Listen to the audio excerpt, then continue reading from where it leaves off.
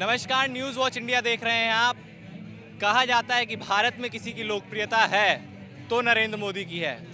अब हम देख रहे हैं कि अंतर्राष्ट्रीय स्तर पे भी प्रधानमंत्री का लोकप्रियता उसी पद पर बढ़ता जा रहा है। चाहे वो नॉर्वे के जो डिप्टी हेड हैं नोबेल प्राइज़ के वो भारत आते हैं और प्रधानमंत्री को बोलते हैं कि सारे देश और सारे विश्व को शांति के रूप में ये चला सके, और इनका ये भी उम्मीद जताया जा रहा है कि इन्हें नोबेल प्राइज़ के लिए नॉमिनेट किया जा सकता है। हमारे साथ मुस्लिम स्कॉलर हैं फजील अहमद जी, हम उनसे बात करेंगे कि किस तरीके से देखते हैं सर जो प्रधानमंत्री को नोबेल प्राइज़ मिलने का अनुमान जताया जा रहा है। वहाँ से नॉर्वे से डिप्टी हेड आते हैं नोबेल प्राइज़ कमीशन के और बोलते हैं कि प्रधानमंत्री में वो चीज़ है कि वो पूरे देश को, पूरे विश्व को साथ लेके चल सके, शांति के पथ पर चल सके। कैसे देखते हैं आप इसको? देखिए, आज़ादी के बाद जवाहरलाल नेहरू जी ने एक नीति बनाई थी जिसका नाम था गुट निरपेक्ष नीति। मतलब गुट निरपेक्ष ये है कि ना तो हम अमेरिका के साथ हैं और ना हम रूस के साथ हैं, हम गुट निरपेक्ष हैं। हम अलग, हमारी नीति है, हम समय पड़ने पर अमेरिका के साथ भी जा सकते हैं और समय पड़ने पर हम रूस के साथ भी जा सकते हैं। लगातार जब से देश आज़ाद हुआ सभी सरकारों ने इसी नीति का पालन किया और आज माननीय प्रधानमंत्री मोदी जी भी इसी नीति का पालन कर रहे हैं, जिसके चलते आज दुनिया भर में भारत हमेशा मध्यस्थता की स्थिति में खड़ा हमेशा रहा है। चाहे वो कुवैत का युद्ध हो, इराक का युद्ध हो, चाहे जो भी जितने भी युद्ध हुए हैं, भारत ने हमेशा शांति के लिए, जवाहरलाल नेहरू यहाँ कबूतर उड़ाते थे जंतर मंतर से और कहते थे कि भाई शांति रखो, शांति। दुनिया में शांति की बात अगर किसी ने की है तो भारत ने की है और हमेशा की है और आगे भी करता रहेगा। आपने एक सुना, आपने जो चर्चा किया, मैंने भी सुना उनका बयान। नरेंद्र मोदी जी को मिले, हमको खुशी है, बहुत अच्छी बात है। हमारा देश अगर नोबेल प्राइज़ जीते तो बहुत अच्छी बात है। और उन्होंने ये कहा कि भारत में और भी लोगों को नोबेल प्राइज़ मिल सकता है। मैंने भी बयान सुना उनका। तो अब किसका नंबर आएगा? पर आएगा भारत का नंबर। किसका नंबर आएगा ये मुझे नहीं पता, लेकिन उन्होंने कहा है कि भारत के और भी लोगों को नोबेल प्राइज़ की लिस्ट में डाला जा रहा है। तो किसका नंबर आएगा ये नहीं पता, लेकिन भारत का नंबर आए तो मुझे बहुत खुशी है। ये तो वक्त बताएगा किसका नंबर आता है या किसका नंबर नहीं आता। सर देखिए, जिस तरीके से विदेशों में तो प्रधानमंत्री नरेंद्र मोदी की लोकप्रियता तो बढ़ते ही जा रही है। हमारे देश में कुछ विपक्षी दल, कुछ क्या सारे विपक्षी दल ऐसे हैं जो कि उन पर ये कीचड़ उछालते हैं कि ये ऐसे नहीं, ये ऐसे हैं, ईडी सीबीआई ये अपने अंडर में रखते हैं। चाहे कुछ भी हो, वो हमेशा प्रधानमंत्री को काउंटर और उनको नीचा दिखाने पे तुले रहते हैं। क्या देख रहे हैं आप इसमें? देखिए, देश में भारतीय जनता पार्टी की सरकार है। मेरे ख्याल से 36 या 37% वोट पा करके सरकार में है। इसका मतलब कि 70% से ज़्यादा लोग आपके खिलाफ हैं। हम चाहे नोबेल प्राइज़ जीत जाएं, चाहे नरेंद्र मोदी जी आने चल कुछ भी हो जाएं, लेकिन अयोध्या के अंदर दीपक से जो दलित के बच्चे तेल निकाल रहे थे उसके बारे में तो सोचना पड़ेगा। पहले हम वहाँ पे जाकर के जीत पाते हैं कि नहीं जीत पाते। हमको उनको जीतना है।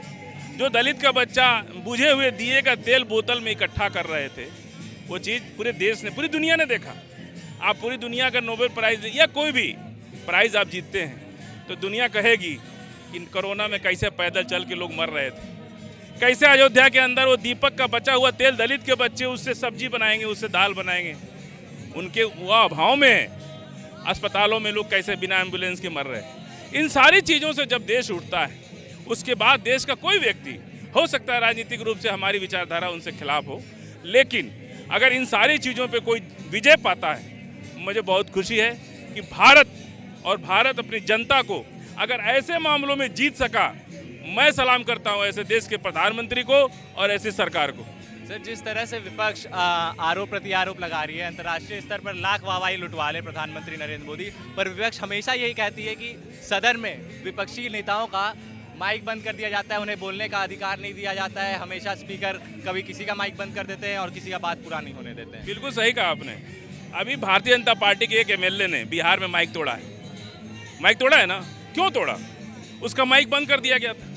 ये तो सवाल, देखिए, आपको आलोचना से घबराना नहीं चाहिए। अगर एक सांसद वो कह रहे, और भी राहुल गांधी जो विपक्ष के सबसे बड़े नेता हैं, वो कह रहे हैं कि माइक बंद किया जाए, तो उसका उपहास नहीं उड़ा सकते आप। राहुल गांधी कौन है? जिसका बाप शहीद हुआ इस देश के लिए, जिसकी दादी शहीद हुई इस देश के लिए। देश का एक नेता बता दीजिए जो आतंकवादी की गोली से, आतंकवादी से मारा गया हो। अगर किसी परिवार ने इस कुर्बानी दी है, हो सकता है कि हम कुछ अच्छा तलाशने के चक्कर में भले उस पर ध्यान न दें, लेकिन ये बात तो सच्चाई है कि इसको एक्सेप्ट करना पड़ेगा कि उस परिवार ने कुर्बानी दी है, तो आप उसका उपहास नहीं कर सकते। राहुल गांधी राजनीति में हो सकता है, नरेंद्र मोदी जी 75 साल के हैं, राहुल जी अभी 51 साल के हैं, 20-25 साल का गैप है, अनुभव की कमी हो सकती है, लेकिन आप इसके लिए किसी का उपहास तो नहीं उड़ा सकते, किसी को तिरस्कार तो नहीं कर सकते, किसी का अपमान तो नहीं कर सकते। हमारे और लोग हैं जो इनको काउंटर करना चाहते हैं, देखते हैं ये क्या बोलना चाह रहे हैं, बताएं। देखिए, इन्होंने कहा राहुल गांधी जी का माइक बंद कर दिया जाता है, यही एक दिया इन्होंने यूपी में तेल से वो दलित बच्चों का, इन्होंने शब्द किया दलित बच्चों का। देखिए, अगर ये गरीब बोलते कि गरीब बच्चे हैं या कुछ, इन्होंने पर्टिकुलर एक शब्द को कोट किया दलित बच्चे। इसके अलावा क्या कोविड में कोई और नहीं जूझा? ये जो महामारी आई, ये कम से कम 100 साल के बाद ऐसी महामारी विश्व ने देखी है आज। और सिर्फ भारत ही नहीं, पूरा विश्व जूझा है। बड़े से बड़ा विकसित देश थे ना, वो लड़खड़ा गए, उनका अर्थव्यवस्था, उनकी स्वास्थ्य भी लड़खड़ाई आपने भी देखी, हम भी जूझे उससे। मगर उसके पर राजनीति, यहाँ दिल्ली गवर्नमेंट, ये जिनको समर्थन कर रहे हैं, जिनके साथ हाथों में हाथ डालकर घूमते हैं ना, इन्होंने रात को अनाउंसमेंट करते थे कि भाई बसें लग गई हैं, इस तरह से आपने भी देखी वो नहीं सर, आप देखें, आप बहुत अच्छा काम किया देश ने, ठीक है, पर यूपी में जिस तरीके से लाश तैरते रही कोविड के दौरान, कोई मीडिया चैनल नहीं दिखा रहा था। जो भी मीडिया चैनल दिखाया, जो भी अखबार दिखाया, उस पर अगले महीने 2 महीने बाद कार्रवाई हो जाती है ईडीसीबीआई की। क्यों ऐसा होता है इस देश में? आप बिहार गंगा किनारे वाले जो भी जितने राज्यों में से गंगा गुजर कर जाती है ना, कई ऐसे समुदाय हैं, कई ऐसी जातियां हैं, वो संस्कार नहीं करते, वो वहाँ पे बहाते हैं। तो प्रयागराज के गंगा में क्यों लाश तैर रही थी? देखिए, ये जो अगर यूपी की अगर न्यूज़ मिली थी, तो ये बहता पानी, मतलब उसमें कई ऐसे वहाँ घाटों पे उनका कहीं पर उस वक्त ऐसी स्थिति थी कि उनके पास नहीं था कि वो अपनी वहाँ पे वो भी करवा सकें, संस्कार भी करवा सकें। तो शायद ऐसे अगर कोई हुई है तो हाँ, होनी चाहिए उस पर कार्रवाई। देखिए, एक चीज़ आप कमी तो निकाल रहे हैं वहाँ पे, उसको किस हद तक उसको कम किया खतरे को, उस पर कोई डिबेट नहीं है। उसका क्रेडिट देने के लिए तैयार ही नहीं है कोई। विपक्ष वाले क्या है, खरीदने का काम करेंगे। कभी जो अप्रिशिएट करेंगे ना कि उसके बाद क्या क्या उन्होंने डेवलपमेंट की थी, ऑक्सीजन की यहाँ कमी हो गई थी, यहाँ हाथ में किसने लिया? केंद्र ने लिया, संभाला मोर्चा सारा, मगर ये तो हाथ खड़ा कर चुके थे। और जो सीक्रेट मीटिंग चल रही है सीएम की, उसको लाइव करने का कार्यक्रम किसने किया था? यहाँ पे विपक्ष की, मतलब राजनीति करनी थी, वो भी उस वक्त जान की खिलवाड़ चल रहा था। दूसरा, माइक बंद करना। कोई भी सांसद जब बोलता है ना, वहाँ डॉक्यूमेंट्री बनता है। वो आप 50 साल के बाद भी देखोगे कोई फलाने टाइम पे क्या बोला गया था। आप तथ्यों के बिना बोलोगे तो वो रिकॉर्डेड में रहेगा। और रही माइक बंद करने की बात, माइक बंद किसी ने नहीं किया, उपराष्ट्रपति ने इस पर अपनी टिप्पणी की है कि ऐसा इल्जाम नहीं बर्दाश्त करेंगे। तो सही, तो विपक्ष तो खैर लगातार ये आरोप लगा ही रही है। अब सच्चाई क्या है वो तो अब राष्ट्रपति उपराष्ट्रपति तय करेंगे। हमारा मुद्दा ये नहीं था। हमारा मुद्दा ये है कि जिस तरीके से अभी नोबेल प्राइज़ जो नॉर्वे ये गठित कराता है, उसके डिप्टी आए हुए थे, डिप्टी हेड हमारे यहाँ आए हुए थे, और वो प्रधानमंत्री को बोले कि उनमें इतना शक्ति है कि पूरे विश्व को लेकर एक साथ चल सकते हैं और शांति का प्रतीक है। आप किस तरीके से देखते हैं इसको? बिल्कुल सही है, आज विश्व देख रहा है वो चीज़। हमें ऐसे ही भारत की जो पावर है ना, 130 करोड़ का इसको मार्केट बोलिए, इसकी मार्केट की वैल्यू कांग्रेस नहीं समझ पाई, ना समझा पाई विश्व को। आज अगर वो विश्व के सामने अगर उसकी इम्पोर्टेंस पता लग रही है, सारा हर एक विकसित देश जो है यहाँ हमारे साथ व्यापार करने के लिए मरा जा रहा है। ऐसे भी कर रहे थे, मगर फ्री ट्रेड पॉलिसी में आज जो है ऋषि सुनक हमारे साथ मतलब कोशिश कर रहा है कि कैसे उनके साथ मैं उनको करूं। एशिया में फ्री ट्रेड का शुरुआत हो रही है, तो ये कहीं ना कहीं आपको अपना दबदबा फील नहीं हो रहा। तो अगर इसका क्रेडिट कौन किसको देंगे आप इसको क्रेडिट? 8 सालों में आपने भारत की छवि ही बदल दी पूरे विश्व में। तो ये एप्रिसिएशन जो है हमारे मोदी जी के लिए है। अगर उनको नोबेल प्राइज़ मिलता है, उनकी कूटनीति में मैं सैल्यूट करता हूँ। चलिए सैल्यूट करते हैं। हाँ, देखिए, चलिए इनका साफ तौर पर कहना है कि मोदी जी बहुत अच्छा काम कर रहे हैं। कुछ और लोग हैं, हम इनसे जानेंगे। सर, जिस तरीके से प्रधानमंत्री मोदी का ऐसा अनुमान लगाया जा रहा है कि उन्हें नोबेल प्राइज़ के लिए नॉमिनेट किया जा सकता है, वहाँ के नॉर्वे की जो डिप्टी हैं नोबेल प्राइज़ के, वो आए और उनका प्रधानमंत्री मोदी से लेके तमाम लोगों ने काफ़ी तारीफ़ की है। कैसे देखते हैं आप इसको? इससे पहले भी मतलब कि प्रधानमंत्री मोदी को मतलब कि आप देख सकते हैं जो मुसलमान कंट्री, आप क्या कहते हैं, सऊदी अरब, वो भी सऊदी अरब के क्राउन प्रिंस है, वो उनको सम्मानित किए थे। वहाँ के जो सर्वोच्च सम्मान है उससे प्रधानमंत्री मोदी को सम्मानित किए थे। तो मतलब कि इस हिसाब का जो मुद्दा उठाने का कोई मतलब नहीं बनता है, ठीक है। और कभी हम अभी बहुत मतलब कि देख रहे हैं कि चर्चा में आ रहा है क्या, जो राहुल गांधी का माइक बंद कर दिया गया, ठीक है। राहुल गांधी के माइक बंद करने पे मतलब हम ये कहना चाहेंगे कि माइक बंद किया गया था, ठीक है, लेकिन कांग्रेस के टाइम में बंद किया गया था। कांग्रेस के टाइम में बंद किया गया था। और जब मतलब कि इंदिरा गांधी की सरकार थी, जब इमरजेंसी लगी थी, उस टाइम में बहुत सारे लोगों का माइक बंद किया गया था और जेल भी भेजा गया था। तो उस चीज़ को तो कोई बोलता नहीं है। नहीं, कोई मुद्दा नहीं है, वो सब तो आपके कहने या ना आम लोगों के कहने ना कहने से तो कोई बात नहीं होती। विपक्ष लगातार, और विपक्ष का भी इस देश में काफ़ी अहम रोल होता है, संसद में काफ़ी अहम रोल होता है। अगर वो आरोप लगा रहा है तो इसे सीरियसली लेना चाहिए। खैर, अभी हम कुछ और लोगों से बात करेंगे। यहाँ पे कुछ और लोग मौजूद हैं। तो जिस तरीके से अभी नोबेल प्राइज़, जो नोबेल प्राइज़ कंडक्ट कराती है नॉर्वे, वहाँ के डिप्टी हेड आए हुए थे और प्रधानमंत्री को काफ़ी सराहना किए हैं कि इनमें ये क्वालिटी है कि ये पूरे विश्व को एक साथ लेके चल सकते हैं, शांति का प्रतीक बना सकते हैं इनको। और हो सकता है इन्हें, ऐसा भी अनुमान जताया जा रहा है कि इन्हें नोबेल प्राइज़ के लिए नॉमिनेट किया जा सकता है। कैसे देखते हैं आप इसको? बिल्कुल करवाया जाना चाहिए, होना चाहिए। क्योंकि देखो, नरेंद्र मोदी जी एक ऐसे देश से हैं जहाँ पर जो राम राज, राम से चलता है, जो कृष्ण जी का देश है, और सनातन, सत्य सनातन धर्म सबसे पुराना धर्म है, और जो पूरी दूसरी कंट्रियों को एक शांति का संदेश देता है। ऐसे नहीं इस्लामिक कंट्रियों की तरह, क्योंकि इस्लामिक कंट्रियाँ जो वो कट्टरपंथी कंट्रियाँ हैं, वो परेशान है, हैरान। आज देखो ना पाकिस्तान के क्या हाल है, सीरिया के क्या हाल है, इनके देखो इन कंट्रियों के कहाँ पर कट्टरपंथियाँ हैं, ठीक है जी। और हमारे प्रधानमंत्री जी ने तो वो काम करा है कि प्रधानमंत्री जी की तो वो पाकिस्तान के अंदर डिमांड हो गई है, बांग्लादेश में उनकी डिमांड हो रही है, अरब कंट्री में उनकी डिमांड हो रही है। मोदी जी के बाद आने के बाद देश में तो जो कब्जे करी हुई जगहों पे मंदिर बन रहे हैं और मंदिर निकाले जा रहे हैं, ठीक है जी। और विदेशों में भी मंदिर बन रहे हैं, आप खुद देखिए। तो नहीं, भाईचारे का एक अच्छा मैसेज, जो भाईचारे का जो सही मैसेज होता है, वो हमारे नरेंद्र मोदी जी से सीखिए। सबका साथ सबका विकास वाली बात तो ठीक है, सबका साथ सबका विकास है, ठीक है। पर जिस तरीके से विपक्ष आरोप लगाती है, अंतर्राष्ट्रीय स्तर के लोग तो आके कह जा रहे हैं कि मोदी शांति का प्रतीक है, विश्व को एक साथ लेके चल सकते हैं। पर वहीं भारत में जो विपक्ष है वो लगातार सवाल उठाते रहती है कि चाइना का मुद्दा इनसे नहीं संभल पाता है। चाइना अपना, हमारा भारत का ज़मीन हड़पा हुआ है एक तरीके से। तो कैसे कह सकते हैं कि ये शांति का प्रतीक बन सकते हैं प्रधानमंत्री नरेंद्र मोदी? भाई साहब, चाइना में दिक्कत क्या है, क्या परेशानी है? थोड़े से चढ़े थे, उतार करके और पीछे घसीट दिए उनको। विपक्ष तो अब भी कहती है कि अभी भी क्या कहते हैं उसी जमीन पे है। विपक्ष के पास पता क्या है, वहाँ का नक्शा है और वहाँ के लोगों से इनकी सांठगांठ है। जैसे मैं कांग्रेसियों को बोलूंगा, कांग्रेस जो पार्टी है, इन पे चाइना का नक्शा और पाकिस्तान का पूरा ब्लूप्रिंट है इनके पास। कोई भी बात होगी, अभी देखो जैसे हमारे खदेड़ करके भगाया गया, केवल 1 फुट जाली इधर खिसकी दी और 100 फुट उधर कर दी जाली को, करी नहीं करी, पूरी दुनिया देख रही है, हम नहीं बोल रहे इस चीज को। अब उसके बाद ये देखिए आप, वो मोदी जी जो पाकिस्तान में सर्जिकल स्ट्राइक करके आ रहे हैं, और सर्जिकल स्ट्राइक पे जो सवाल उठा रहे हैं, वो कौन है? वो हैं जिन अंग्रेजों को, हमारे भगत सिंह, राजगुरु जैसे लोगों की शहीदी की जो मट्टी है, इनको भगाया।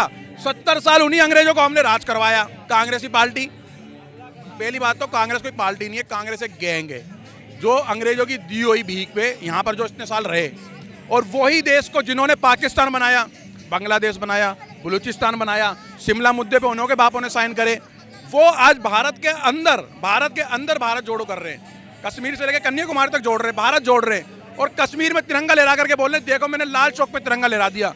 अरे लाल चौक पे तिरंगा तो नरेंद्र मोदी जी ने जब लहरा दिया था, जब वो गुजरात के मुख्यमंत्री थे, और उससे पहले पीरियड में भी उन्होंने लहरा दिया था, जहाँ पर कट्टरपंथी थी।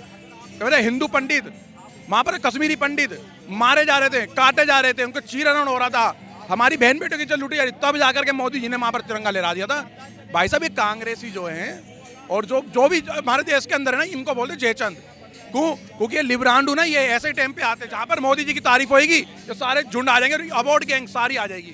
ठीक है, जिस तरीके से तमाम लोग हैं यहाँ पे, कुछ और लोग हैं यहाँ पे, हम उनसे जानने की कोशिश करेंगे। जिस तरीके से अभी देख रहे हैं आप, नोबेल प्राइज़ कंडक्ट कराता है, उसके डिप्टी हेड आए हुए थे भारत में और उन्होंने प्रधानमंत्री का काफ़ी सराहना की और बोला ये प्रधानमंत्री ऐसे हैं जो कि पूरे विश्व को एक साथ लेके चल सकते हैं, एक पथ पर लेके चल सकते हैं, वो शांति का प्रतीक मानते हैं उनको। तो हो सकता है ये भी अनुमान लगाया जा रहा है कि प्रधानमंत्री को नॉमिनेट किया जा सकता है नोबेल पुरस्कार के लिए। किस तरीके से देख रहे हैं आप इसको?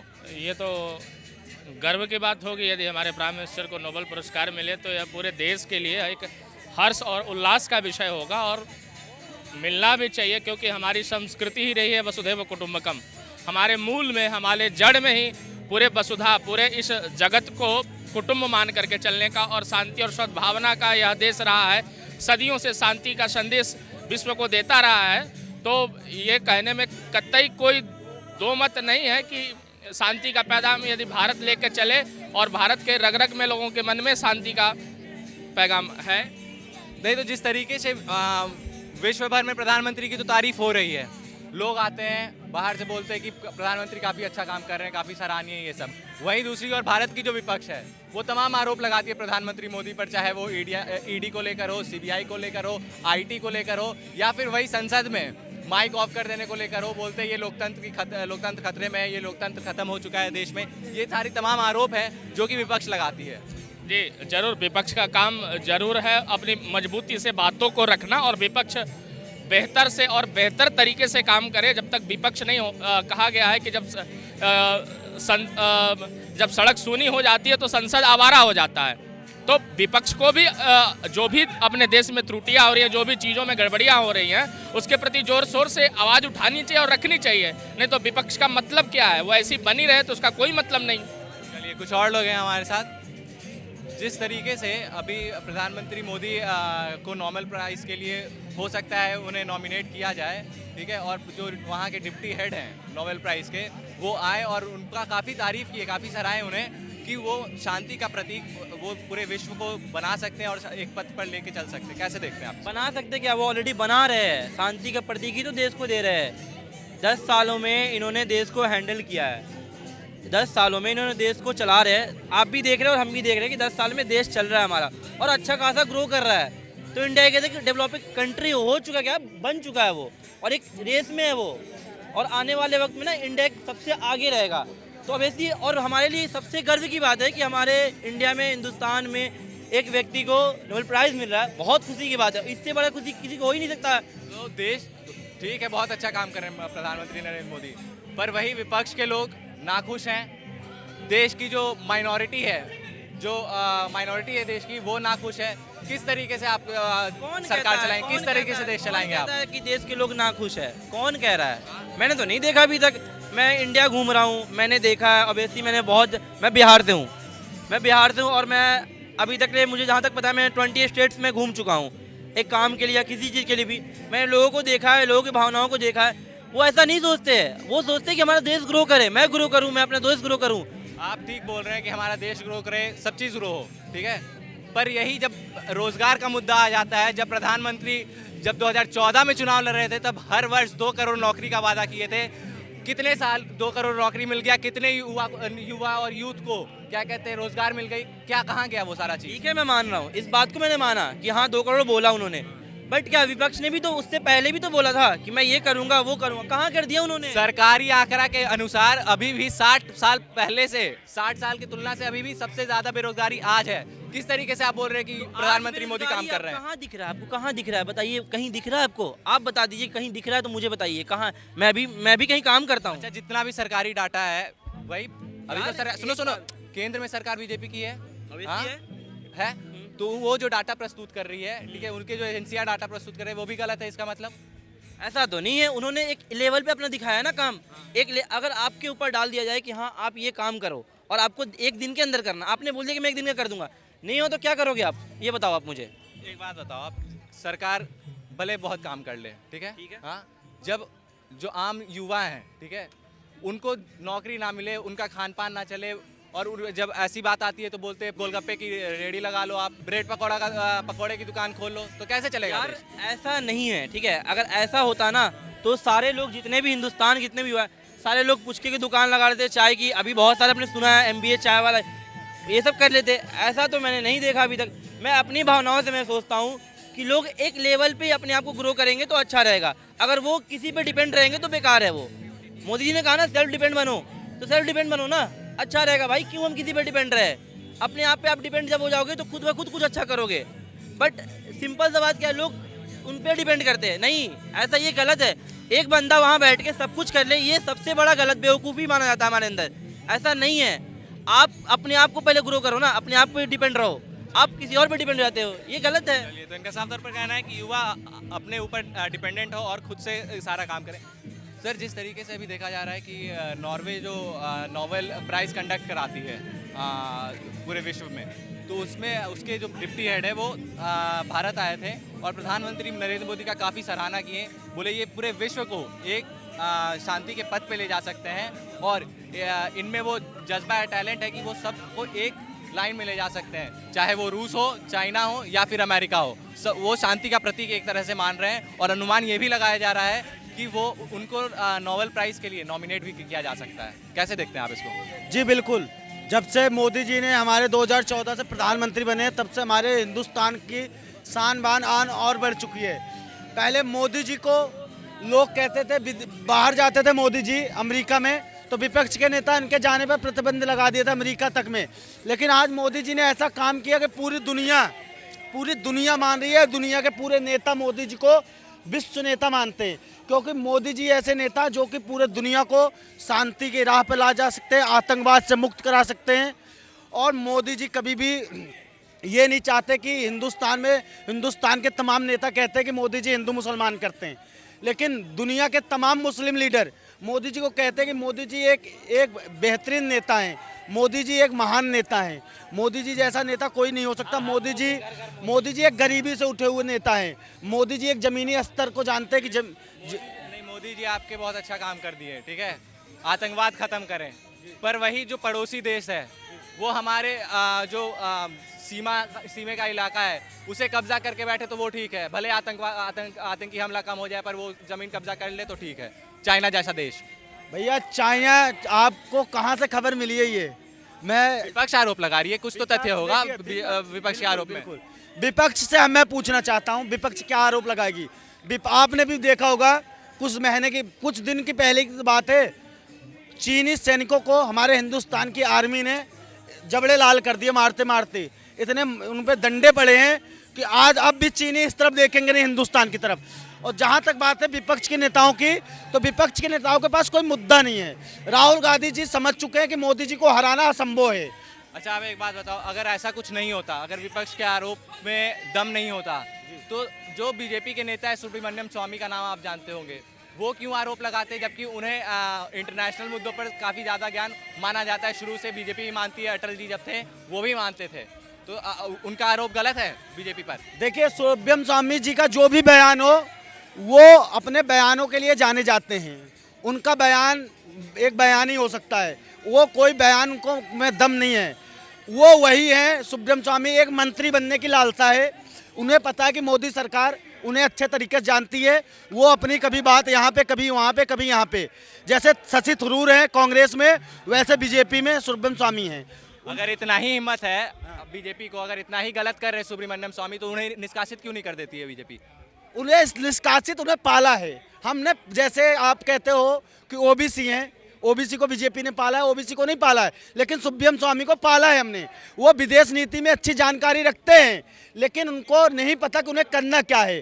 देखिए, सुब्रमण्यम स्वामी वही है जो जयललिता से 1 कोट लेके अटल बिहारी वाजपेयी की सरकार गिरा दी थी, तो उनकी क्या औकात है वो समझ सकते हैं। और जहाँ तक बीजेपी की बात है, मैं तो आज से नहीं 2014 से देख रहा हूँ बीजेपी। आप भी मानोगे भाई, कोई दूसरी बात नहीं बोल रहा हूँ मैं। बीजेपी ऐसी एक पार्टी है जो कि कोई भी योजना लागू करती है तो हर आम आदमी तक पहुँचती है। अगर मोदी जी ने उज्ज्वला योजना लागू किया तो हर आम आदमी तक उसका लाभ मिला। अगर मोदी जी ने जनधन योजना के तहत अकाउंट खुलवाए तो हर आम आदमी के गाँव तक योजना चला वो, और सबको उससे लाभ मिला। और मोदी जी ने कोरोना काल में लोगों को 5 किलो मुफ्त अनाज अभी तक दे रहे, तो ये हर आम आदमी को इसका लाभ मिला। इसमें आप कभी हिंदू मुसलमान नहीं देख सकते। और मोदी जी की हर योजनाएं अगर आप देख लो, स्वच्छ भारत योजना के तहत हर आम आदमी को शौचालय मिला और 6,000 रुपए सालाना किसान निधि योजना के तहत दिया जा रहा है। तमाम चीज़ें हैं जो कि मिल रही है। यहाँ पे कुछ और लोग हैं हमारे साथ। किस तरह से जिस तरीके से प्रधानमंत्री नरेंद्र मोदी का लोकप्रियता दिन प्रतिदिन अंतर्राष्ट्रीय स्तर पर बढ़ता जा रहा है, किस तरीके से देखते हैं? एक तरफ तो अंतर्राष्ट्रीय स्तर पर उनका लोकप्रियता बढ़ते ही जा रहा है, प्लस अभी नॉमिनेट हो सकता है उन्हें वो नॉमिनेट हो जाए नोबेल प्राइज़ मिलने के लिए, तो कैसे देख रहे हैं आप इसको? देखिए, मोदी जी ने जो आज जो काम किया है ना, मैं जो आज मैं आज देश का युवा होने के नाते आज यहाँ पे खड़ा होकर बोल रहा हूँ, ये भी मोदी जी की देन है। आपको एक बार बता देता हूँ, अगर 2014 से पहले कांग्रेस के बारे में अगर कुछ बोल देते थे ना, तो अभी तक भाई साहब उठा के जेल में डाल देते थे। ये जो बोलने की आज़ादी और आप जैसे पत्रकार भाइयों को आम जनता की राय लेने की आज़ादी जो मिल रही है ना, वो भी मोदी जी के राज में मिल रही है। भाई, मैं दिल्ली का ही वासी हूँ। मैं जब अपने बाप दादा की उंगली पकड़ के घर से बाहर जाता था ना, घर से बाहर जब निकलता था, तो मुझे जितने भी रोड से लेके स्कूल यूनिवर्सिटी हर एक चीज़ में सिर्फ गांधी गांधी का नाम मिलता था। आप किस बुनियाद पे बोल रहे हैं कि बोलने की आज़ादी मिल गई? अब देखो, जब तमाम विपक्ष के नेता कुछ भी सवाल उठाता है अगर ऊंचे स्तर पर, तो उन पे घर तुरंत सीबीआई ईडी चली जाती है। चुनाव से ठीक पहले, सुनो, चुनाव से ठीक पहले उनके घर पे, उनके राज्य में ईडी सीबीआई चल जाती है। उनके विपक्ष से जितने भी नेता है उन पर सीबीआई ईडी हो जाए। विपक्ष के नेता, देखो, विपक्ष का काम क्या होता है? विपक्ष का काम होता है कि भैया सरकार की कमियों को गिनवाना। आज विपक्ष कर क्या रहा है? विपक्ष एक भी वो गिनवा दे कमियां, एक भी कमी बता दे क्या है? ये सिर्फ और सिर्फ अडानी, अंबानी, बाबा रामदेव, जो कि वो राजनीति। भाई, जनता ने किसको वोट दिया है? जनता ने तो मोदी को वोट दिया ना। मोदी में बताओ कौन सी कमी है? लेकिन आज विपक्ष सिर्फ इन 3 लोगों के पीछे पड़ा है, अडानी, अंबानी, बाबा रामदेव। क्यों ना पड़े अडानी अंबानी पे? एक अडानी अंबानी को वोट दिया। आप अडानी अंबानी पे क्यों ना पड़े? कुर्सी पे आप सरकारी प्रॉपर्टी, सरकारी जितनी भी प्रॉपर्टी आप उनको डायरेक्ट दे दो, जितना पोर्ट है उन्हें दे दो, एयरपोर्ट दे दो उन्हीं को। तो बिल्डिंग में ऐसा क्या है कि सिर्फ अडानी ही जीत जाती है? अभी 10 दिन पहले की बता रहा हूँ, 10 दिन पहले ये पोस्ट ऑफिस होता है ना, मेरा कुछ सामान आने वाला था, तो मैं यहीं दिल्ली का रहने वाला हूँ। मैं अपने घर के पास में पोस्ट ऑफिस है जो, वहाँ पे गया मैं, तो मैं वहाँ पे जाके पूछने लगा कि भैया मेरा लाइसेंस आने वाला था। मैंने उनको बोला कि भैया मेरा लाइसेंस आने वाला, तो भाई साहब कोई काम करके राजी नहीं है। सिर्फ कुर्सी पे बैठे बैठे ये बोल रहे हैं कि भैया अभी नहीं आया, अभी नहीं आया, अभी नहीं आया। 3 महीने से धक्के खा रहा हूँ मैं, 3 महीने से पोस्ट ऑफिस के, और मेरा लाइसेंस आ चुका है। मुझे मजबूरन अथॉरिटी में जाके लाना पड़ा है। क्यों नहीं मिल पा रहा है? अरे पोस्ट ऑफिस में गया था लाइसेंस, वो लोग ये कह रहे हैं कि भैया पोस्ट ऑफिस से वापस आ चुका है। अब पोस्ट ऑफिस वाले काम करके राजी नहीं है। देखो, 60 हज़ार रुपये सैलरी ले रहे हैं, और सिर्फ क्या कर रहे हैं? सिर्फ और सिर्फ वो कुर्सी तोड़ रहे हैं भाई साहब, बैठ के कुर्सी तोड़ रहे हैं। और मैं तो ये कह रहा हूँ कि आज जो सरकार काम कर रही है ना, बहुत बढ़िया काम कर रही है भाई। देखो, प्राइवेटाइजेशन होना चाहिए भाई साहब, बहुत अच्छी बात है, सबको नौकरियां मिलेगी। और ये जो लोग ये सोचते हैं कि भैया हमारी सरकारी नौकरी है, हम तो इसमें कुर्सी पे बैठ के 60 हज़ार रुपये सैलरी लेंगे, अब ऐसे लोगों की अकल ठिकाने आएगी। चलिए ठीक है, इनका साफ तौर पर कहना है कि सरकार अच्छा काम कर रही है। प्राइवेटाइज होना चाहिए, सारी चीज़ें प्राइवेटाइज हो, जिससे नौकरी का अवसर बढ़े। और ये तो आने वाला वक्त बताएगा कि नौकरी का अवसर प्राइवेटाइजेशन होने से बढ़ता है या नहीं बढ़ता है। अभी हमारे साथ सिर्फ इतना ही। कैमरा पर्सन दीपक के साथ ओम, न्यूज़ वॉच इंडिया, दिल्ली।